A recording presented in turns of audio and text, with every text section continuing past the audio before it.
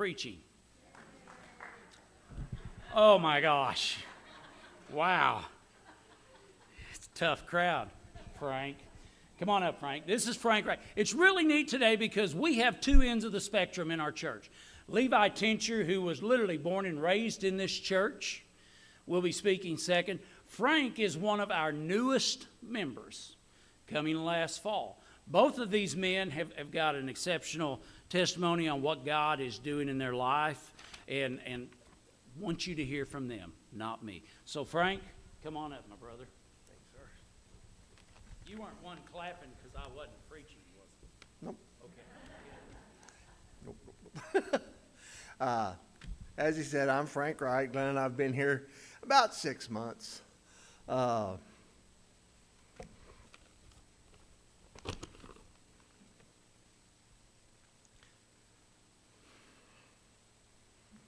Sorry.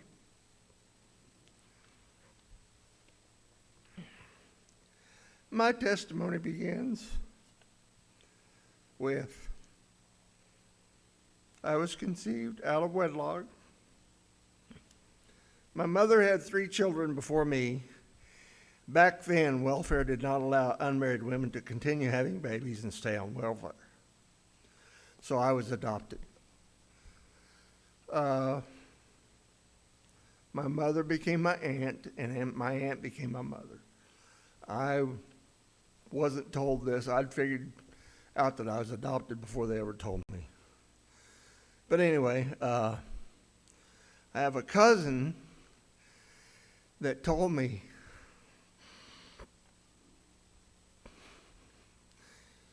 that my mother had an abortion. But God chose for me to be here anyway. I never verified this with my biological mother or my mother. But you can see why I am dedicated to pro-life, not pro-choice. If the abortion had worked, if it's true, I wouldn't be here. Our kids wouldn't be here. Our grandkids wouldn't be here. So who knows what a difference that would have made. My home life growing up was different. A lot of turmoil, crazy family stuff. I went to church because it was a way to get out of the house. An escape, if you will. A pastor by the name of Malcolm Blakely had come to the little church on the corner. He took a special interest in me, and he laid the foundation for my salvation. I was saved during a revival, and I don't even remember the evangelist's name. I can see his face, but I don't remember his name. I just remember stepping out and walking down that aisle with tears streaming, and a boy between 5th and 6th grade walking down the aisle with tears down his face was not a cool thing. Anyway, I gave my life to Christ at that time. I didn't always live like I should. Being a teenager changed many things. The Holy Spirit was always there, tapping me on the shoulder, telling me that these things were wrong. My way to get out of the house turned into jobs instead of church. One of those jobs was a helper in a TV repair shop. I started there the week after I started in electronics in high school, and it was like a fish taking to water. I had found my career. But sometimes God uses even bad situations to grow us.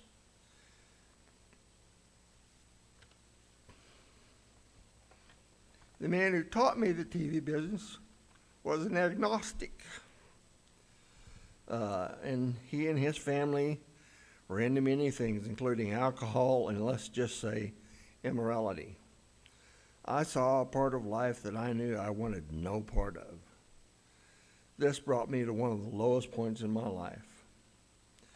I changed jobs and locations, beginning a job with Safeway. My brother worked for Safeway and helped me get a job in Oklahoma City.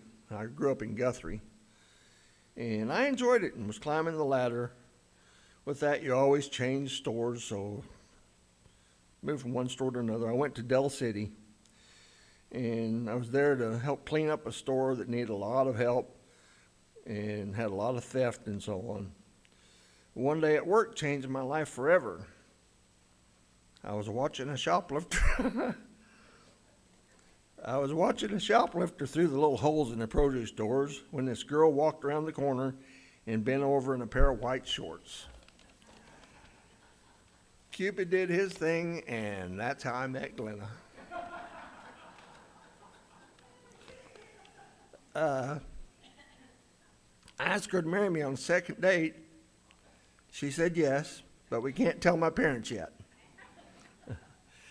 I think that was in April, and we were married in October. And oh, the joy of having a partner in my life. We didn't have much money, but we had each other. And about 2 years later, we had our daughter Alicia. Life took on a whole new meaning. We bought a TV shop, and Glenna stayed home from teaching to raise our daughter. Another 2 years, we had our son Scott. Life couldn't get much better. Then a few years later, Glenna's mother was diagnosed with breast cancer. She fought hard, but after about 2 years, she lost her battle and went to be with the Lord.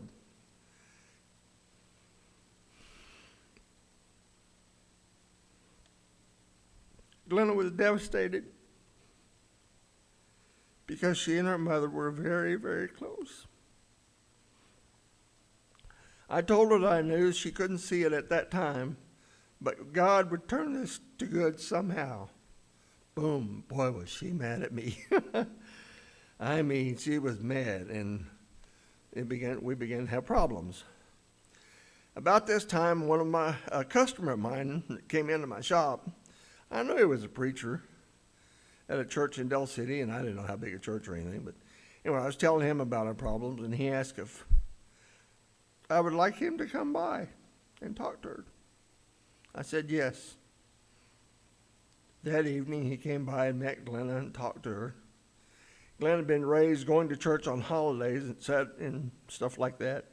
She had done the walk and been baptized, but she realized that she had never been truly saved.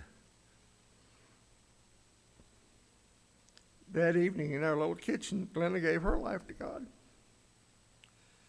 God really does turn all things to good for those who believe in Him. We attended John Lucas's church until John passed away, and the church was in turmoil over everything as we changed to another church. God even used this to grow us. And we kind of strayed from church when church things happened, and we didn't go for a while.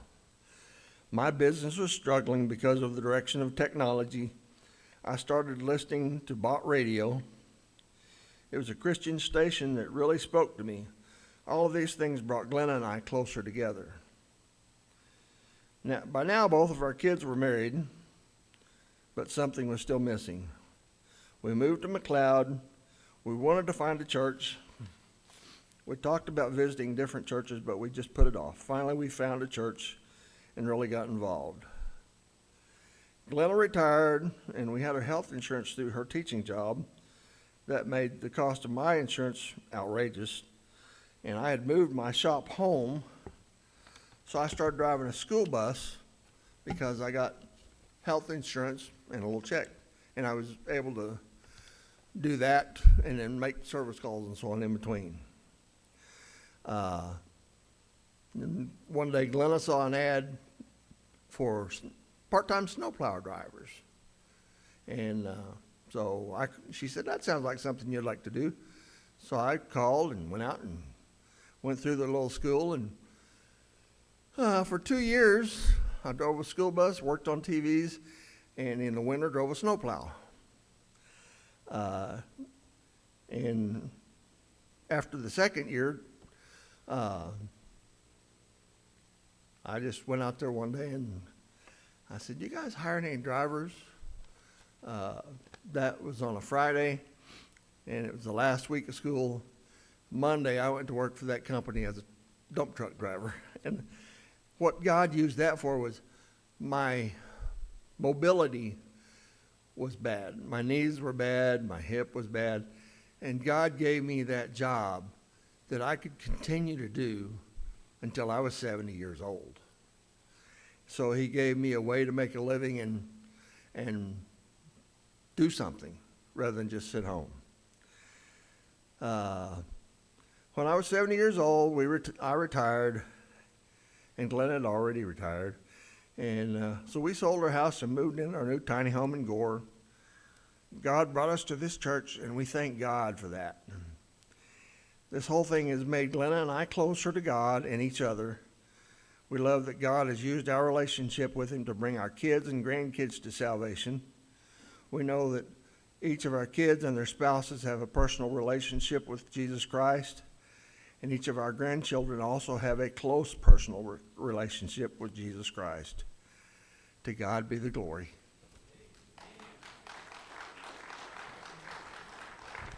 Thank you.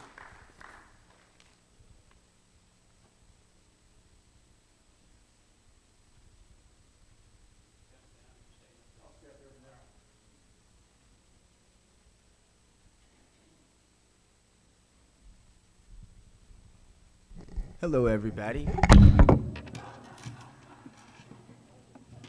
don't know what just happened.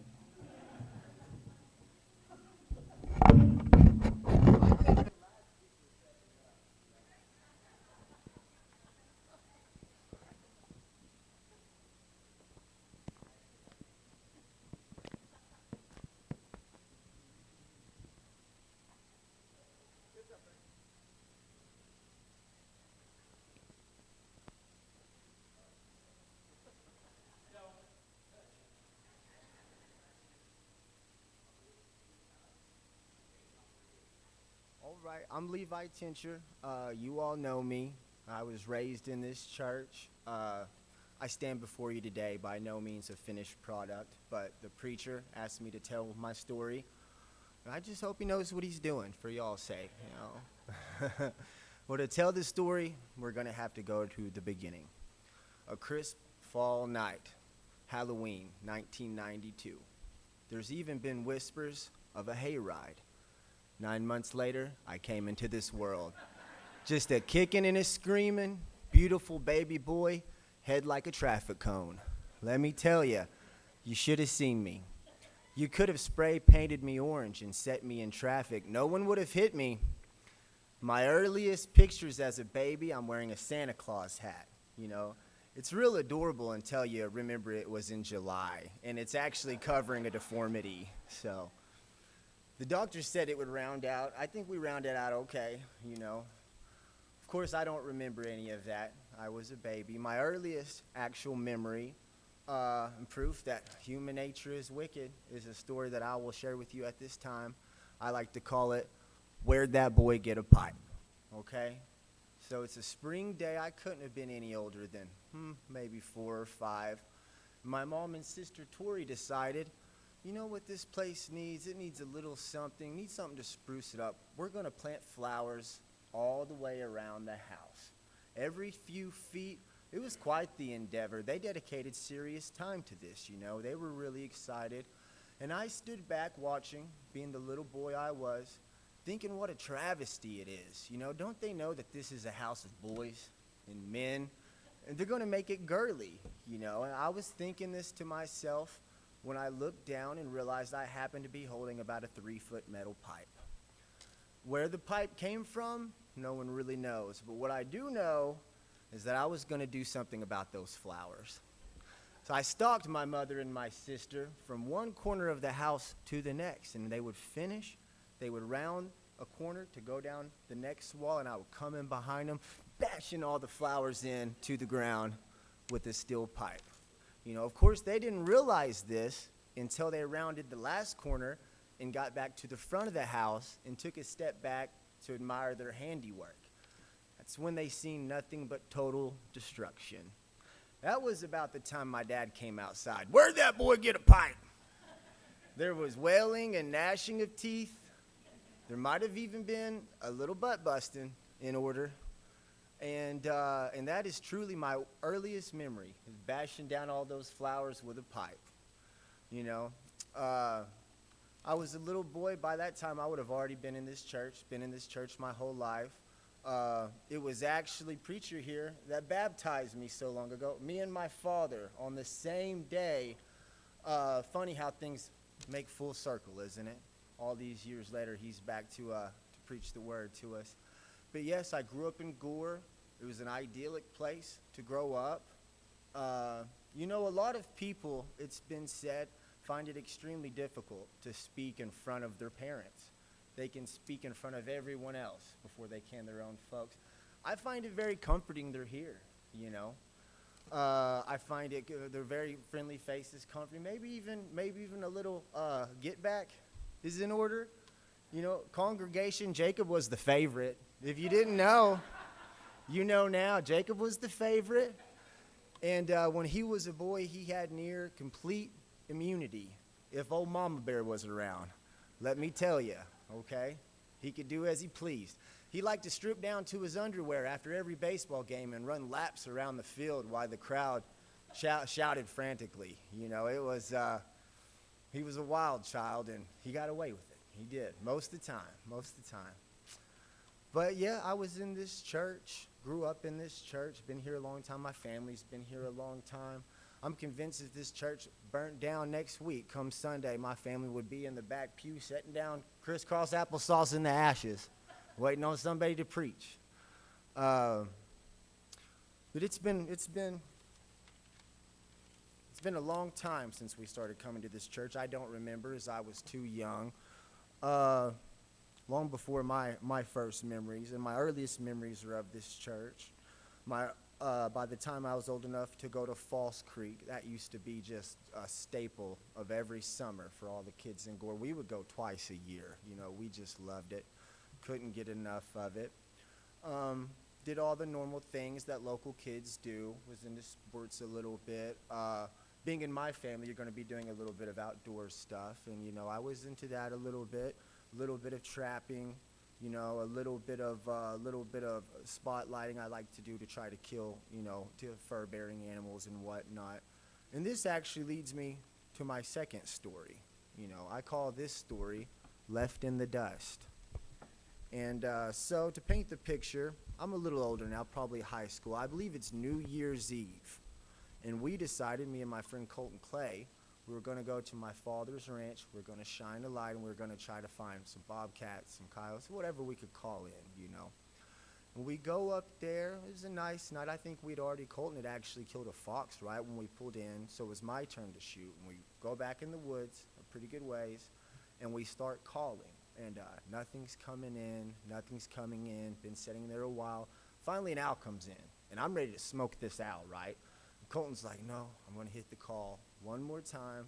If nothing comes in, then you can shoot the owl. So sure enough, he goes, he hits the call again, shines the light, beautiful speckled bobcat right there, no farther than from me to that little door right there. You know, I aimed the 22, got him, dropped him. You know, beautiful. We was carrying him out. We was all pumped, all excited. We was talking about it. Colton was leading the way. He had the light.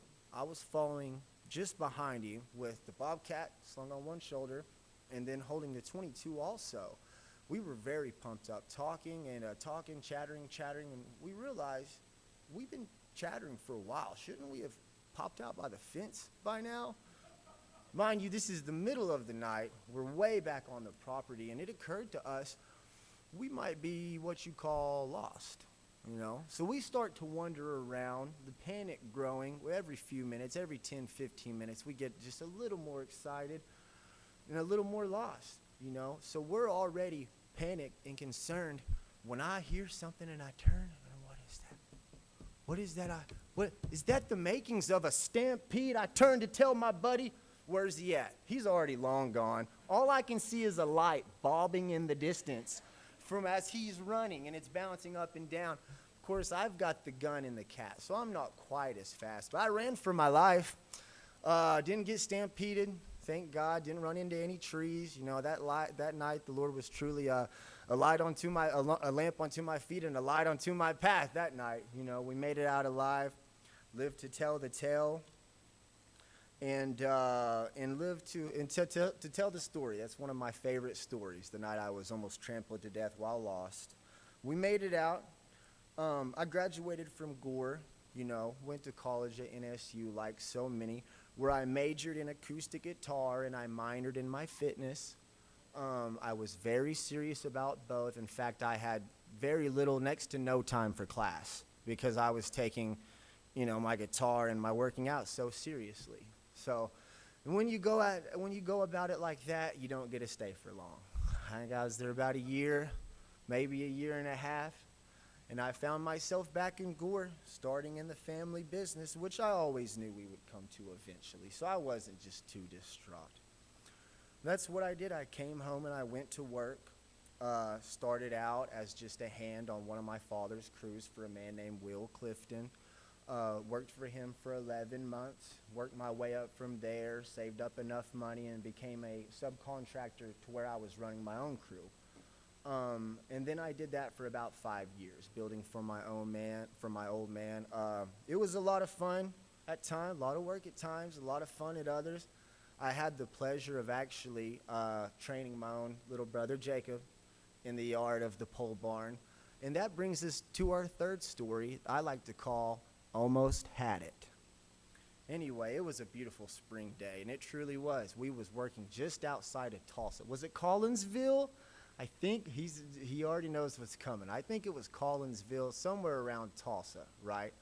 We were doing a setup for concrete, which is where you set the poles, and then you pull out. Basically, that's all you do in the first trip. You wait till the concrete gets poured, and then you come back and build the rest. So it was just a setup this morning. We set all the poles. The weather was beautiful. It was easy digging. We really burnt right through it, got through it quick. It was one of those mornings. We were all pumped up and excited, none more so than Jacob here. And it was in his excitement that without any type of warning, without saying a word, he decides he's going to clap and do a standing backflip.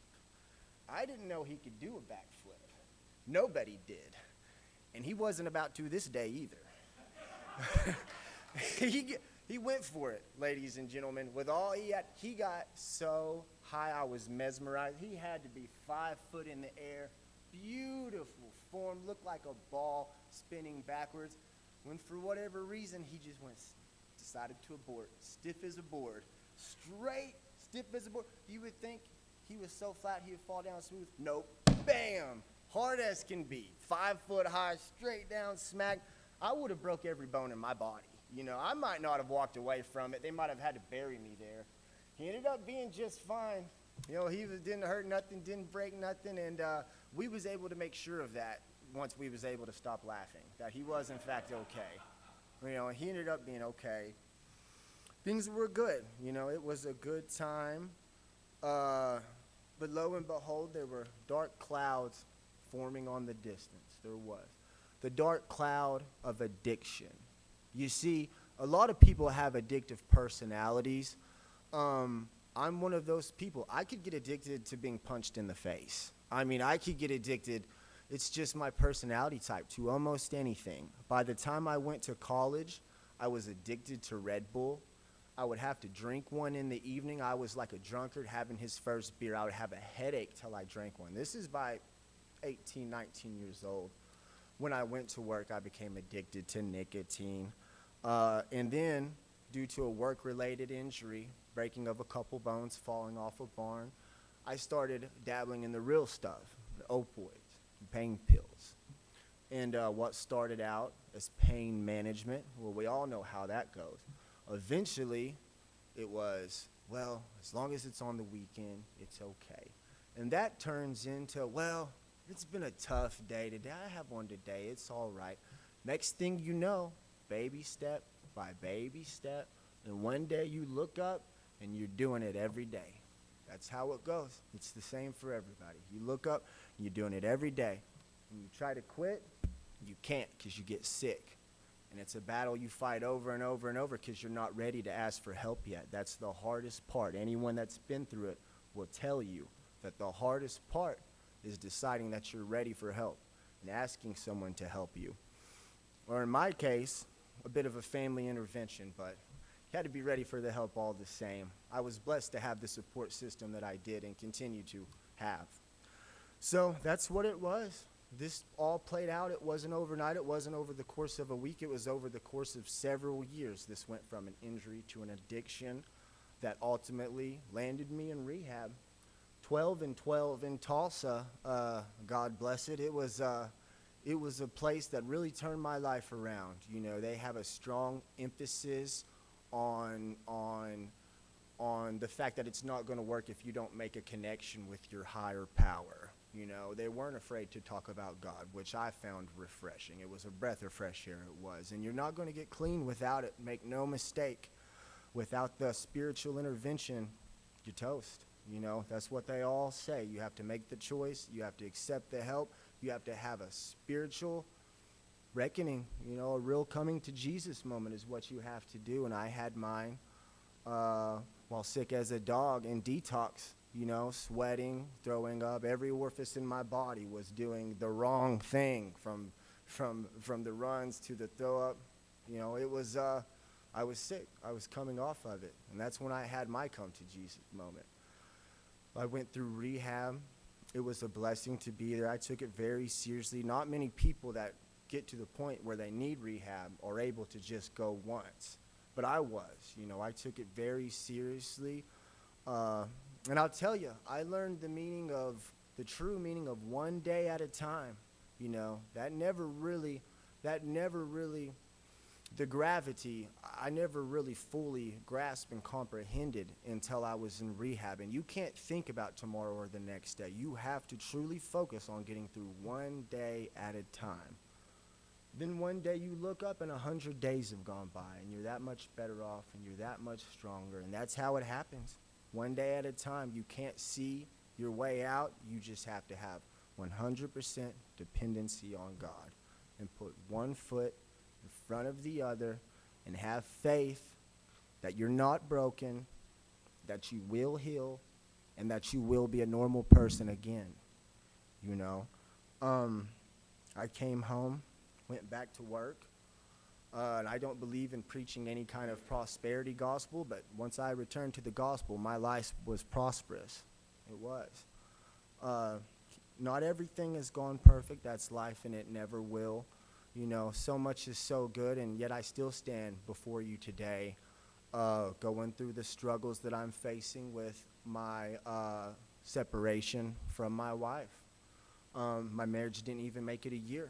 You know, and it's another situation just like when I was sitting in that rehab, one day at a time, you know, one foot in front of the other, and eventually you'll look up and the time will have passed. It'll be over with. And that's where we're at. So, you know, my life is by no means perfect, but I am walking by faith. And it's been necessary to get through the places that I've been, you know. I've leaned heavily on my support systems, on my family, have some good friends, on the good book, on our own preacher here. In a poem by Rudyard Kipling called If, I would like to recite for you at this time. I must have said this poem to myself 1,000,000 times while in rehab. But if you can keep your head when all around you men are losing theirs and blaming it on you, if you can trust yourself when all men doubt you, but make allowance for their doubting too. If you can wait, but not be tired by waiting, being lied about, don't deal in lies, being hated on, don't give way to hating, yet don't look too good nor talk too wise. If you can think, but don't make thoughts your master. If you can dream, don't make dreams your aim. If you can meet with triumph and disaster, you treat those two imposters one and the same. If you can bear to hear the truth you've spoken, twisted by knaves to make a trap for fools, or see the things you gave your life to broken, stoop and build them up again with worn-out tools. If you can make one heap of all your winnings, risk it all on one turn of pinch and toss, and lose and start again at your beginnings, never breathe a word about the loss. If you can force your heart, your nerve, and sinew to serve your turn long after they are gone, and so hold on when there's nothing left in them except the will which says to them, hold on. If you can talk to crowds but keep your virtue, or walk with kings, never losing the common touch, if neither foe nor loving friend can hurt you, if all men count you, but none too much, if you can fill the unforgiving minute with 60 seconds worth of distance run, then yours is the earth and everything that's in it, and you'll be a man, my son. And that's by Rudyard Kipling. It's a poem that I like to say to myself to this day very often. It's one of my favorites, and that's from a person that's always had a penchant for poetry, I guess. But things have been going much better. You know, there's always going to be road bumps in life. Like I told you, I'm going through it with my wife, but every day gets a little easier. You know, that's how it works. It comes to mind the Israelites when they were on the run from old Ramses, and they come to a bad spot. Armies behind them, the Red Sea in front of them. What are they going to do? You know what I mean? Between a rock and a hard place, as they say. Out of the boiling pot and into the frying pan. And God parted the Red Sea so they could get away. But why? Why did he part the Red Sea? There's so many ways he could have handled it. He could have struck Ramses with madness like he did Nebuchadnezzar. You know, the earth could have opened up and swallowed the entire army of the Pharaoh whole, like what happened to Korah when he opposed Moses. But instead, he split the Red Sea so they could walk across on land. You know, sometimes in life we all find ourselves in over our head, don't we? In deep water, as they say. You see, I find that story deeply symbolic. I doubt they would have had the light to have seen with their torches more than just a few steps as they walked across that seabed, not knowing when it was going to close in and crush their families in front of them. They had to take one step at a time, truly walking by faith, not knowing what was going to happen, but trusting that it was going to be all right. And I resonate with this. Coming from rehab and going through what I'm currently dealing with, I resonate with this. So if I could leave you with anything today, it's one step at a time, and have faith that things will turn out the way God wants them to, even if you don't know for sure what that might be yet. Thank you.